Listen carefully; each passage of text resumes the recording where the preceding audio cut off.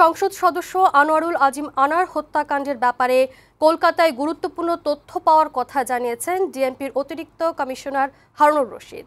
উদ্ধার হওয়া মাংসপিণ্ডের forensic report শিগগিরই পাওয়া যাবে বলে জানান তিনি। বিকেলে কলকাতা থেকে ফিরে শাহজালাল আন্তর্জাতিক বিমানবন্দরে সাংবাদিকদের এসব জানান হারুনুর রশিদ। তিনি বলেন, হত্যার মূল পরিকল্পনাকারীদের ইন্টারপোলের সহায়তায় গ্রেপ্তারের চেষ্টা চলছে।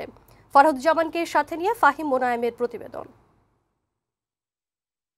কলকাতার নিউটাউনের সঞ্জীবা গার্ডেনে ঝিনাইদহ ৪ আসনের সংসদ সদস্য আনোয়ারুল আজিম আনার হত্যাকাণ্ডের তদন্তে গত ২৬শে মে সেখানে যায় ডিবি প্রধান হারুনুর রশিদের নেতৃত্বে ৩ সদস্যের তদন্ত দল।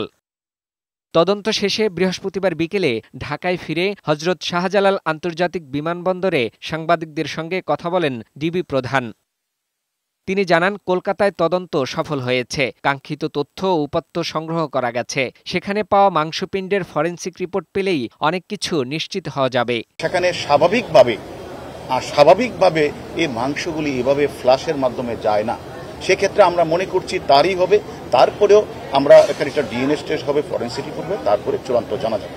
এক্ষেত্রে আমি মনে করি আলহামদুলিল্লাহ আমরা যে বিষয়গুলি চেয়েছিলাম আমরা সবগুলি আমার তথ্যপত্র আমরা পেয়েছি। ডিবি প্রধান বলেন, হত্যার মূল পরিকল্পনাকারী আক্তারুজ্জামান শাহিন যুক্তরাষ্ট্রে অবস্থান করছে। আরেক অভিযুক্ত নেপালে। ইন্টারপোলের মাধ্যমে তাদের ফিরে আনা হবে। এই মামলাটা কিন্তু মূলত আমরা একটা কনক্লুসিভ পর্যায়ে নিয়ে এসেছি। আমাদের যে আলামতকে আমাদের কোনো সমস্যা হওয়ার কথা না।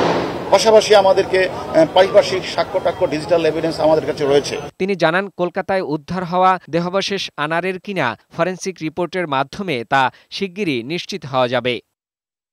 ফাহিম মোনায়েম, বৈশাখী সংবাদ, ঢাকা।